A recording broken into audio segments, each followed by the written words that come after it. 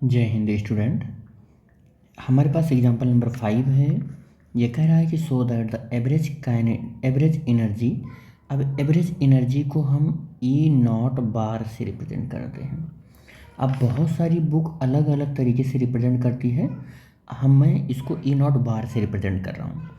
तो average energy कह रहा है कि दिखाइए कि 0 डिग्री 0 केल्विन पर वो कितना हो रहा है 3/5 और फर्मी एनर्जी का ये दिखाइए आप कि एवरेज एनर्जी जो है वो फर्मी एनर्जी का 3/5 है। तो सबसे पहले तो यही मालूम होना चाहिए आपको कि आपके पास जो एवरेज एनर्जी है या फर्मी एनर्जी है वो क्या है। तो मैं आपको अगर यहाँ पर दिखाऊं लिखकर, तो the number of electron in an electron gas having energy between E and E plus D ई, तो ये होता है एन और ई डी ई। ये नंबर कितना होता है 8√2 होता है पाई, और वी होता है पाई we m⁻³ upon h³ e⁻1/2 और D E upon e⁻e⁻f upon kT+1। This is the number of electron in electron gas and energy range E and E plus D E. ये this is the energy range है। और बेटे आपको बता दूं कि यहाँ पर वी जो है वो वॉल्यूम ऑफ द मेटल है या वॉल्यूम ऑफ इलेक्ट्रॉन गैस है, और एम जो है मास ऑफ इलेक्ट्रॉन है, एच प्लॉन्क कांस्टेंट है, ई एनर्जी है, ई एफ जो है वो फर्मी एनर्जी है, के बोल्ट्जमैन कांस्टेंट है, और टी जो है वो क्या है एब्सोल्यूट टेम्परेचर है। ठीक है बेटा, अब आगे देखते हैं फर्मी एनर्जी क्या होता है। तो फर्मी एनर्जी भी आप लिख लो। तो फर्मी एनर्जी जो होता है वो h²/2m3n/8πV⁴ होता है। ये फर्मी एनर्जी का फार्मूला है। तो ये सारे फार्मूले आपको मालूम होने चाहिए। फर्मी एनर्जी से ये फार्मूला निकालो आप, और इसकी जगह पर ये जो वैल्यू है इसकी जगह पर आप पुट कर दो, इसकी जगह पर आप पुट कर दो।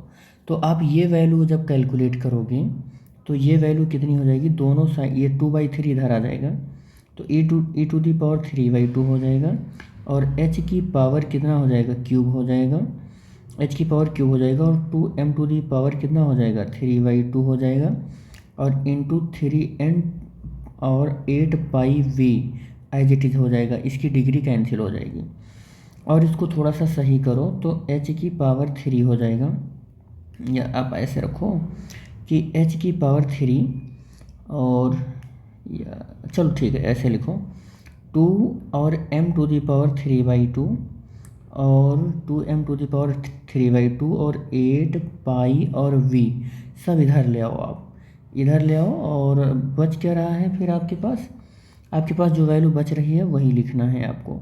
ठीक है, 3n को यहीं पर रखो और e⁻3/2 कर लो, e⁻3/2 कर लो, और अपॉन में इधर h³ कर लो। देखो वैल्यू सही है, जा रही है।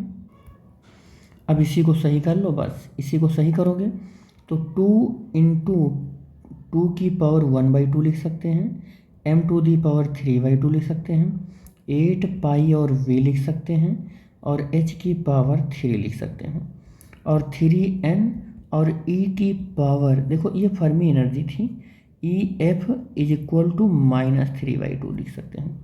और इस 2 को देखो, अच्छा ये यहाँ 2 की पावर 3/2 है, इसी को मैंने 2 × 2 की पावर 1/2 लिखा है। ठीक है, इस 2 की इसके अपॉन में भेज दो तो ये √2 हो गया, और m⁻3/2 हो गया, और 8π और इंटू v हो गया, और अपॉन में कितना हो गया h³, और 3n/ यहाँ पर 2 भेज दिया मैंने, और e⁻, यहाँ पर कितना हो जाएगा 3/2। थोड़ा और सही करते हैं, 8√2πV m⁻3/2 और h की पावर 3 और 3/2 और n e फर्मी एनर्जी का पावर 3/2। देखो ज़रा ध्यान से देख लो, आप यहाँ पर 8√2πV m⁻, 3/2/h³, ये पूरी वैल्यू आपने कैलकुलेट कर ली, ये वैल्यू पर कैलकुलेट कर ली। इसमें आप क्या करो, इसमें आप क्या करो कि आपने 8√2πV(m⁻³ की वैल्यू आपने कितना कैलकुलेट किया, 3n/2 e⁻² कितना कैलकुलेट किया, 3/2 कैलकुलेट किया। इतनी वैल्यू आपको पुट करनी है इसकी जगह पर, इसकी जगह पर, बस आप सॉल्व कर लिए, पूरा न्यूमेरिकल सॉल्व हो गया। तो न्यूमेरिकल कैसे सॉल्व हुआ, n और e और de इज इक्वल टू आपने 3n/2 और e फर्मी एनर्जी की पावर 3/2 और e⁻1/2 de और अपॉन e⁻f/kT+1, ये वैल्यू आपने क्या कर दी, जहाँ पर ये इतनी वैल्यू थी ना, यहाँ पर उसकी जगह पर यही वैल्यू हमने पुट कर दी, बस यही वैल्यू पुट कर दी। अब क्या करना है हमको, कुछ नहीं करना है, हमको ये चेक कर लेना है कि t=0 पर, t=0 पर ये चेक कर लेना है, ठीक है। क्या चेक कर लेना है, t=0 पर, t=0 पर हम अगर देखें तो हमारी जो एनर्जी होती है वो एनर्जी E जो है फर्मी एनर्जी से कम हो जाती है। तो कम होती है, तो अगर हम चेक करें तो e⁻E-EF जो होगा और बाई KT जो होगा वो e⁻ कितना हो जाएगा, E-EF और अपान 0 इंटू के, टेम्परेचर की जगह पर 0 रख दिया, t=0 पर, तो e⁻, ये तो वैल्यू नेगेटिव हो जाएगी और अपान 0 है, तो e⁻-0 अपान और नेगेटिव वैल्यू अपान 0 की वैल्यू -∞ और ये वैल्यू 0 हो गई। अब अगर यहाँ पर इसकी जगह पर हम 0 रखते हैं, रेड पेन से बना रहे हैं, देखिए इसकी जगह पर अगर हम 0 रखते हैं तो this equation will becomes NE और DE और इक्वल टू 3n/2 e⁻³ और E1/2 और DE। और यहाँ से देखो ये इसकी जगह पर 0 रखेंगे तो 0 + 1 1 हो जाएगा। इसका मतलब NE और DE इज इक्वल टू कितना मिलेगा, 3n/2 e⁻, यहाँ फर्मी एनर्जी है, ये फर्मी एनर्जी है, तो फर्मी एनर्जी की पावर 3/2 और e⁻1/2 और DE, ये हो जाएगा। अब बेटे एक बात बताना कि हमें क्या चाहिए, हमें चाहिए टोटल एनर्जी। अब टोटल एनर्जी क्या होता है, टोटल एनर्जी क्या होता है, टोटल एनर्जी जो होता है एट अ 0 टेम्परेचर पर वो होता है E=0 से फर्मी एनर्जी तक इंटीग्रेट करो और E और NE/DE होता है, ये फर्मी एनर्जी, ये टोटल एनर्जी होता है, ये टोटल एनर्जी होता है, ठीक है।